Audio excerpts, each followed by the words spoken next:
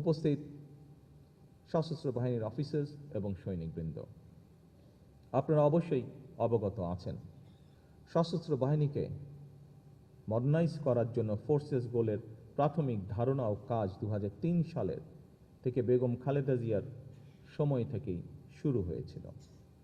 আধুনিক প্রযুক্তি নির্ভর এবং দক্ষতা বৃদ্ধির জন্য সশস্ত্র বাহিনীর সদস্যদের উন্নত প্রশিক্ষণ, সেনা সদস্যদের কল্যাণমূলক উদ্যোগ এবং নতুন ও উন্নত অস্ত্র সংযোজনের মাধ্যমে বাহিনী সমূহের সাংগঠনিক কাঠামো পুনঃসংগঠিত করা হয়েছিল। একই ধারাবাহিকতায় 2002 সালের 10ই জানুয়ারি প্রথমবারের মতন military institute of science and technology MIST সম্প্রসারণ করে বেসামরিক শিক্ষার্থীদের জন্য ভর্তির দ্বার উন্মুক্ত করা হয়েছিল। পাশাপাশি ক্যান্টনমেন্ট পাবলিক স্কুল সমূহের প্রসার, ফেনী ও জয়পুরহাট গার্লস ক্যাডেট কলেজ স্থাপন সহ অন্যান্য ক্যাডেট কলেজগুলো সমূহের সংস্করণ ও মডার্নাইজেশনের উদ্যোগ গ্রহণ করা হয়েছিল, যা শুধু সশস্ত্র বাহিনীর সাংগঠনিক শক্তি বৃদ্ধি নয়, বরং একটি জ্ঞানভিত্তিক প্রযুক্তিমুখী পেশাদার এবং সুসংগঠিত বাহিনী হিসাবে বাংলাদেশের গুরুত্বপূর্ণ ভূমিকা রেখেছে। জাতিসংঘ শান্তিরক্ষা মিশনে বাংলাদেশের অংশগ্রহণকে বিএনপি সরকার এক নতুন উচ্চতায় নিয়ে গিয়েছিল। কুয়েত, হাইতি, রুয়ান্ডা ও অ্যাঙ্গোলা সহ বিভিন্ন মিশনে সশস্ত্র বাহিনী তথা আপনাদের অভাবনীয় সাফল্য আজ বিশ্বজুড়ে বাংলাদেশের ভাবমূর্তিকে করেছে উজ্জ্বল। এছাড়াও বেগম খালেদা জিয়া সেনা সদস্যদের কল্যাণে প্রতিটি সেনানিবাসে আবাসন উন্নয়ন ও CMH-এর আধুনিকরণকে সর্বোচ্চ গুরুত্ব দিয়েছিলেন। সশস্ত্র বাহিনীর স্বাধীনতা সার্বভৌমত্ব রক্ষার অত্যন্ত প্রহরী এটি মরহুমা খালেদা জিয়া মনে প্রাণে বিশ্বাস করতেন। আর সে কারণেই আমরা দেখেছি, দেশবাসী দেখেছে 2025 সালের 21শে নভেম্বর প্রচণ্ড অসুস্থতা সত্ত্বেও জীবনের ঝুঁকি নিয়ে হুইল চেয়ারে করে তিনি সেনানিবাসে উপস্থিত হয়েছিলেন। তার সেদিন সেনানিবাস থেকে ফিরে যাওয়ার পরে একদিন পরেই তিনি হসপিটালে অ্যাডমিট হয়েছিলেন এবং সেখান থেকে তিনি আর ফিরে আসেননি। এবং এটিই ছিল তার জীবনের সর্বশেষ অনুষ্ঠান। এর মাধ্যমে সশস্ত্র বাহিনী এবং প্রিয় বাংলাদেশের প্রতি বেগম খালেদা জিয়ার নিখাদ ভালোবাসা প্রতিফলিত হয়ে উঠেছিল। উপস্থিত সশস্ত্র বাহিনীর প্রিয় কর্মকর্তা এবং সদস্যবৃন্দ, সশস্ত্র বাহিনী কোনো নির্দিষ্ট ব্যক্তি, পরিবার কিংবা দলের সম্পত্তি নয়। সশস্ত্র বাহিনী একটি স্বাধীন রাষ্ট্রের শক্তি এবং মর্যাদার প্রতীক। রাষ্ট্রীয় সংবিধানের প্রতি দায়বদ্ধতা এবং জনগণের অবিচল আস্থাই হতে হবে সশস্ত্র বাহিনীর পথ চলার প্রধান ভিত্তি। দেশের স্বাধীনতা সার্বভৌমত্ব রক্ষা করাই আমাদের প্রতিটি সদস্যের একমাত্র এবং পবিত্র চূড়ান্ত দায়িত্ব। আমরা এমন এক সশস্ত্র বাহিনী চাই যাদেরকে বহিঃশক্তি সমীহ করবে আর দেশের জনগণ রাখবে আস্থায়। পেশাদারিত্বের প্রশ্নে কোনো আপোষ না করে সশস্ত্র বাহিনীকে সবসময় একটি সুউচ্চ আদর্শিক অবস্থানে থাকতে হবে।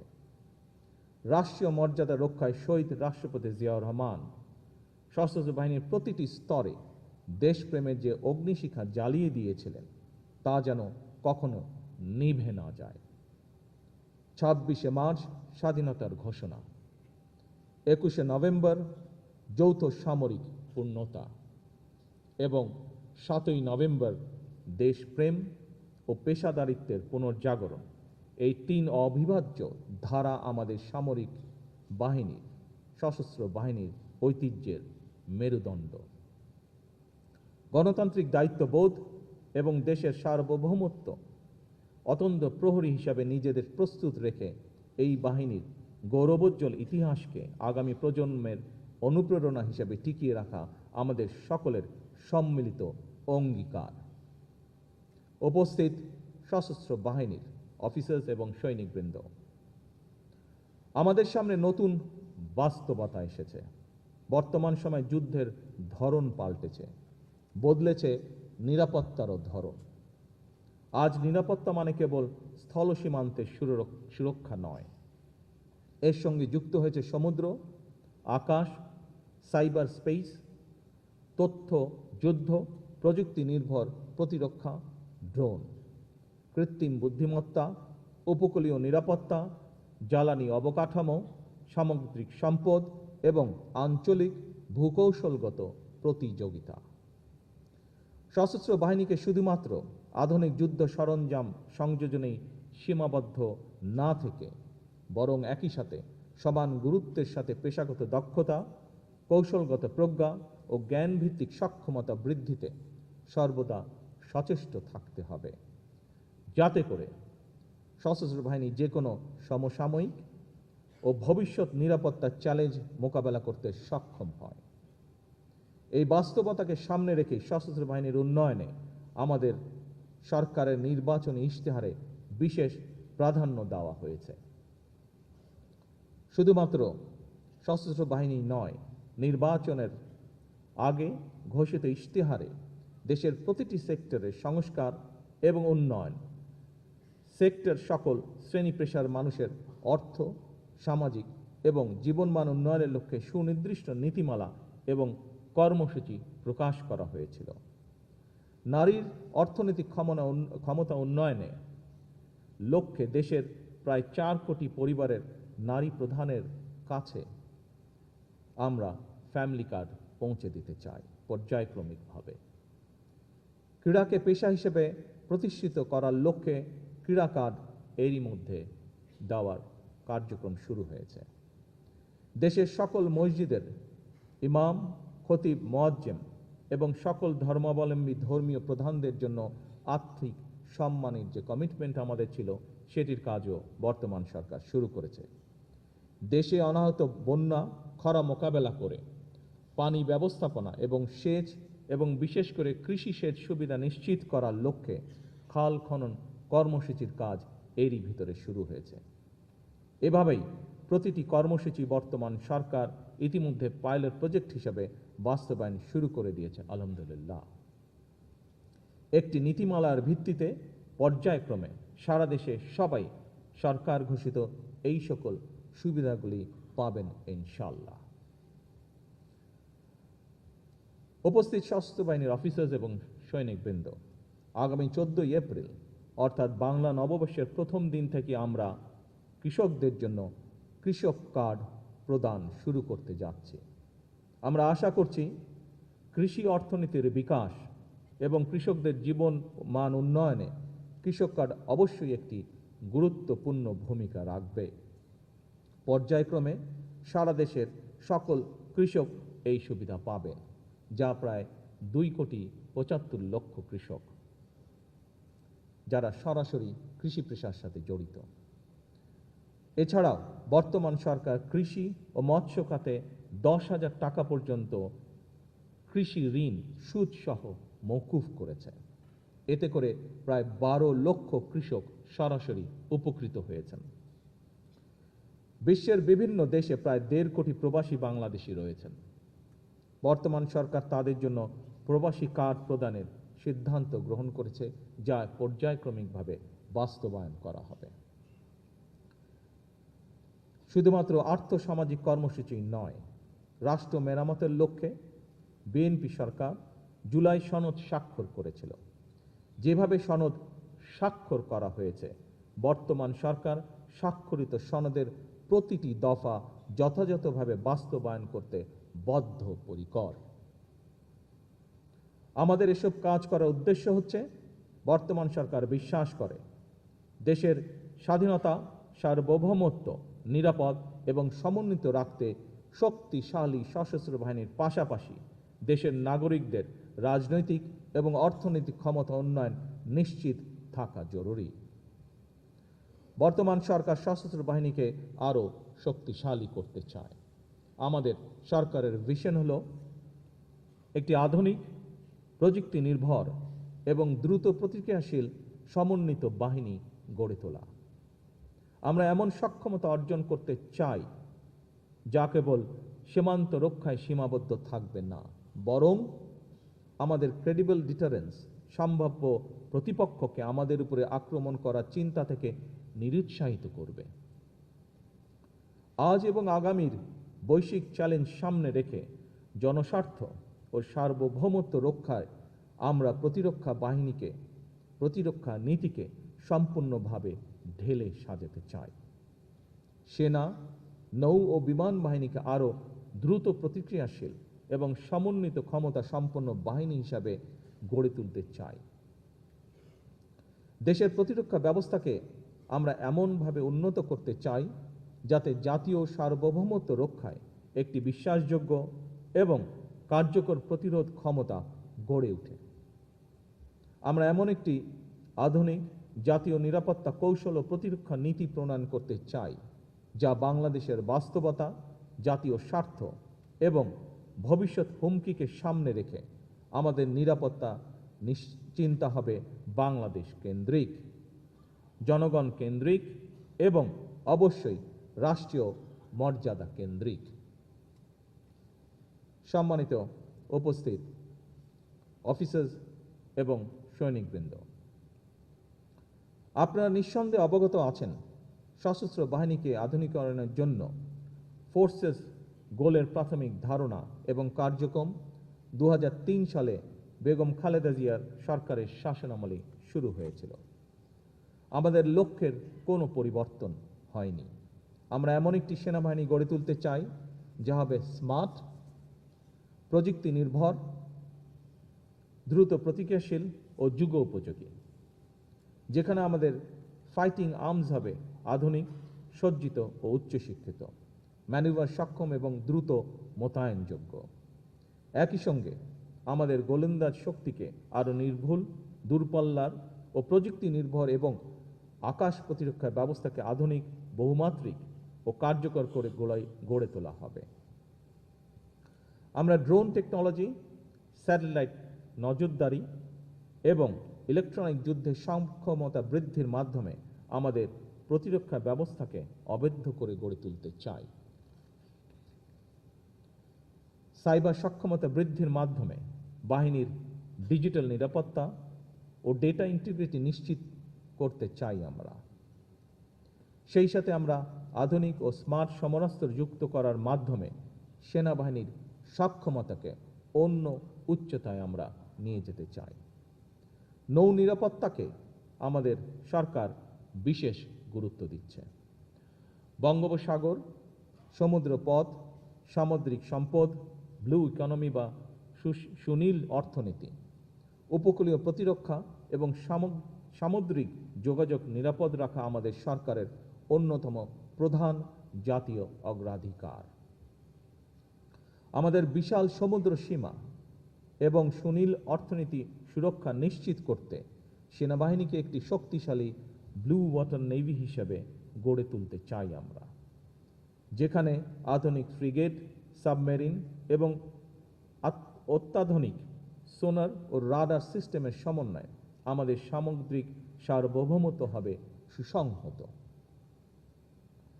বিমান প্রতিরক্ষা নজরদারি, দ্রুত মোতায়েন, আকাশ সীমা সুরক্ষা এবং প্রযুক্তি ভিত্তিক সক্ষমতা বৃদ্ধির জন্য বিমান বাহিনীর মডার্নাইজেশন অব্যাহত রাখতে চাই আমরা। আকাশ সীমা রক্ষায় অত্যাধুনিক মাল্টিরোল যুদ্ধ বিমান সংযোজন এবং বহুস্তরীয় সমন্বিত বিমান প্রতিরক্ষা ব্যবস্থা স্থাপন করে আমাদের বিমান বাহিনীকে একটি নতুন উচ্চতায় নিয়ে যাওয়ার প্রত্যয় আজকের এই অনুষ্ঠানে আমি ব্যক্ত করছি। 3 বাহিনীর মধ্যে আধুনিক জয়েন্ট অপারেশন নীতি এবং C4I অর্থাৎ কমান্ড, কন্ট্রোল, কমিউনিকেশন, কম্পিউটার্স এবং ইন্টেলিজেন্স সিস্টেমের আধুনিকায়ন আমাদের যে কোনো সংকটকালীন মুহূর্তে দ্রুত সিদ্ধান্ত গ্রহণ ও কার্যকর মোতায়েন নিশ্চিত করবে। সেই সাথে সীমিত সম্পদের সর্বোচ্চ ব্যবহার নিশ্চিত করে আমাদের সশস্ত্র বাহিনী দেশের সার্বভৌমত্ব রক্ষা, জনগণের দুর্যোগে পাশে দাঁড়ানো এবং আন্তর্জাতিক অঙ্গনে বাংলাদেশের মর্যাদা সমুন্নত রাখতে সক্ষম হবে। একটি আত্মমর্যাদাশীল, আত্মনির্ভরশীল প্রতিরক্ষা সক্ষমতা অর্জন করতে প্রয়োজনীয় সামরিক সরঞ্জামাদি তৈরি তথা দেশীয় প্রতিরক্ষা শিল্প তোলার পরিকল্পনা আমাদের রয়েছে, যা আমি বাহিনী প্রধানদের সাথে এরই ভিতরে আলোচনা করেছি। এই পরিকল্পনায় টেকনোলজি ট্রান্সফারের মাধ্যমে নিজস্ব প্রযুক্তিতে অস্ত্র, গোলাবারুদ ও সামরিক সরঞ্জামাদি নির্মাণে সর্বোচ্চ জোর দেওয়া হবে। পরিকল্পনা সফল হলে এটি নিঃসন্দেহে আমাদের জাতীয় নিরাপত্তার পাশাপাশি প্রযুক্তি, কর্মসংস্থান এবং কৌশলগত স্বাধীনতাও বাড়াবে আমাদের। পরিকল্পনা বাস্তবায়ন করা গেলে আমরা আশা করি একটি অংশ নিজেরাই তৈরি করতে সক্ষম হব আমরা, ইনশাআল্লাহ। আন্তর্জাতিক অঙ্গনে আমাদের বাহিনীর গৌরবোজ্জ্বল ভাবমূর্তি বজায় রাখা হবে আমাদের অগ্রাধিকার। বিশ্ব শান্তি রক্ষায় জাতিসংঘ শান্তিরক্ষা মিশনে আমাদের যে সাফল্য রয়েছে, আগামী দিনেও আমরা সেই সাফল্যের ধারা অব্যাহত রাখব ইনশাআল্লাহ। বহির্বিশ্বে দেশের মর্যাদা উজ্জ্বল করতে আমাদের সততা, আপনাদের সততা, শৃঙ্খলা এবং দায়িত্বশীলতা একটি শক্তিশালী কূটনৈতিক হাতিয়ার হিসেবেও কাজ করবে। বর্তমান সরকার মিলিটারি টু মিলিটারি পার্টনারশিপ উন্নয়নের মাধ্যমে আঞ্চলিক ও আন্তর্জাতিক বন্ধুত্বকে আরও সুদৃঢ় করতে চায়। নতুন প্রজন্মের সেনা সদস্যদের দেশপ্রেম, সাহস ও প্রজ্ঞাকে আমরা আধুনিক প্রযুক্তির সাথে সমন্বয় করে একটি বিশ্বমানের স্মার্ট ও পেশাদারিত্ব সশস্ত্র বাহিনী গড়ে তুলতে চাই ইনশাআল্লাহ। আজ আপনাদের সামনে আমি সশস্ত্র বাহিনী নিয়ে বর্তমান সরকারের কিছু পরিকল্পনা এবং পদক্ষেপের কথা বলেছি। একই সঙ্গে আমি বিগত 1.5 দশকের সময় কিছু তপ্ত ও তিক্ত বাস্তবতাকেও আপনাদের সামনে তুলে ধরতে চাই। এই সময়টিতে পিলখানায় বিডিআর সদর দপ্তরে সংগঠিত বেদনা বিধুর অধ্যায় আজও আমাদের হৃদয় এক গভীর ক্ষত হিসাবে রক্তক্ষরণ ঘটায়। সেই ট্র্যাজেডিতে আমরা আমাদের শ্রেষ্ঠ সন্তানদেরকে হারিয়েছি, যার সুষ্ঠু তদন্ত ও ন্যায় বিচার নিশ্চিত করা বর্তমান সরকারের একটি অন্যতম অঙ্গীকার।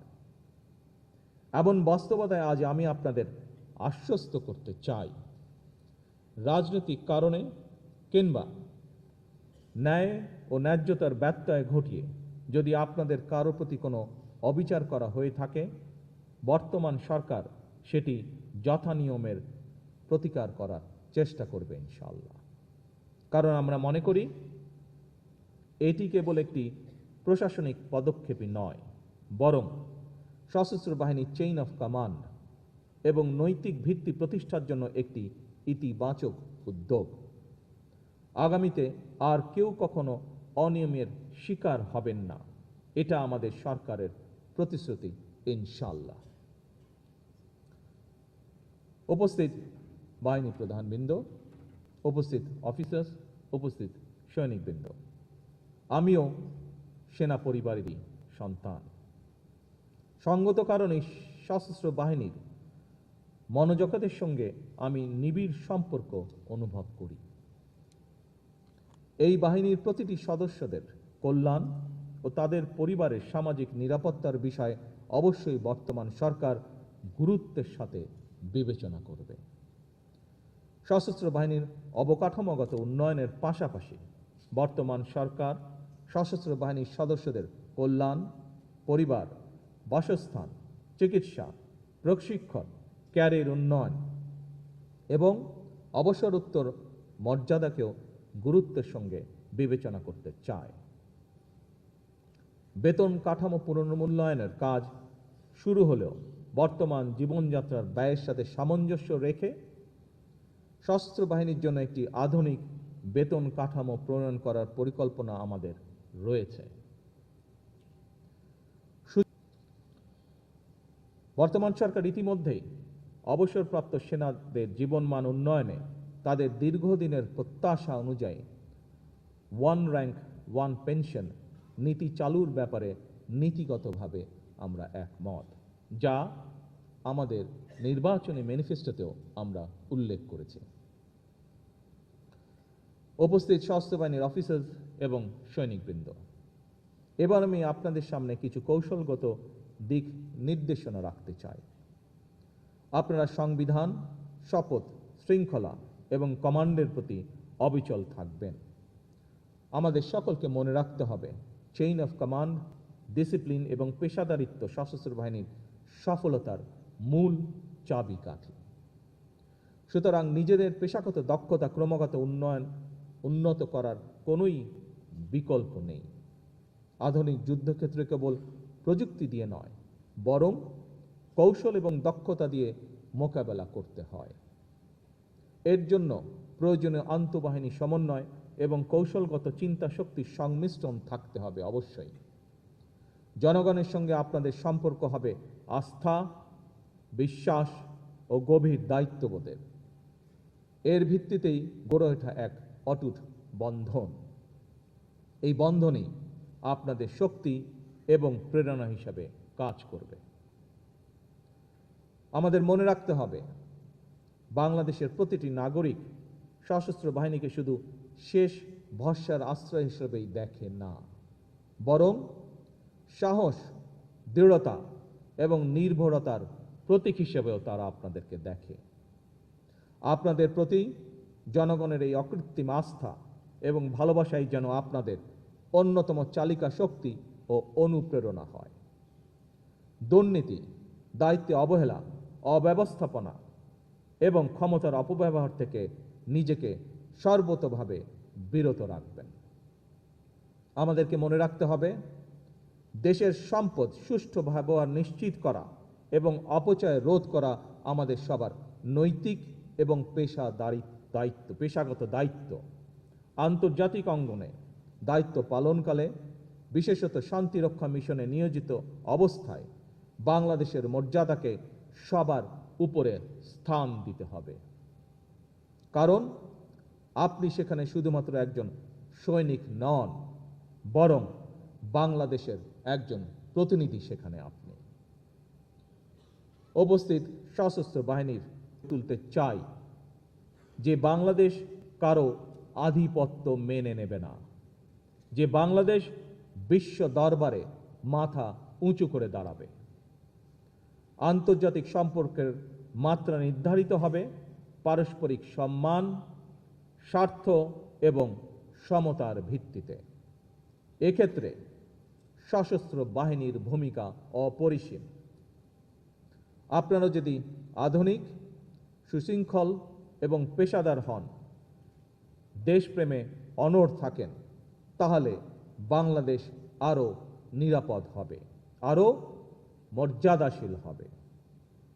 আমি আপনাদের আশ্বস্ত করে বলতে চাই, সশস্ত্র বাহিনীকে আমরা একটি আধুনিক ও সময় উপযোগী বাহিনী হিসাবে গঠন করতে বদ্ধপরিকর।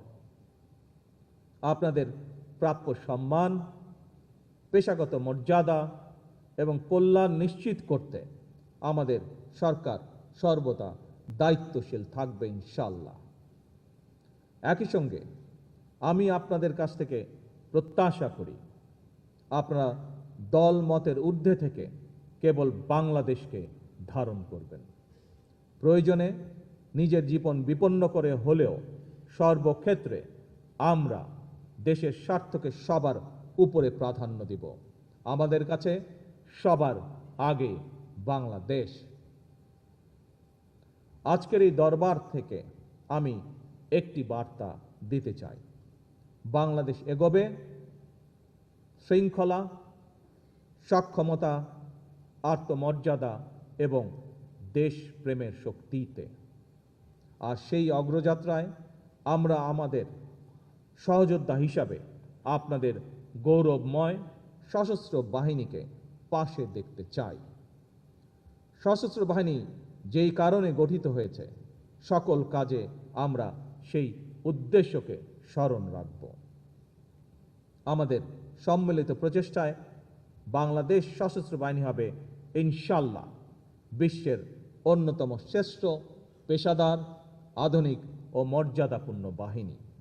আসুন আমরা সবাই মিলে প্রতিজ্ঞা করি, বাংলাদেশের সার্বভৌমত্ব রক্ষা করব, সংবিধানের মর্যাদা সমুন্নত রাখব, জনগণের আস্থা অটুট রাখব এবং সর্বোপরি আমরা বাংলাদেশকে ভালোবাসব কর্মে, সততায়, শপথে এবং ত্যাগে।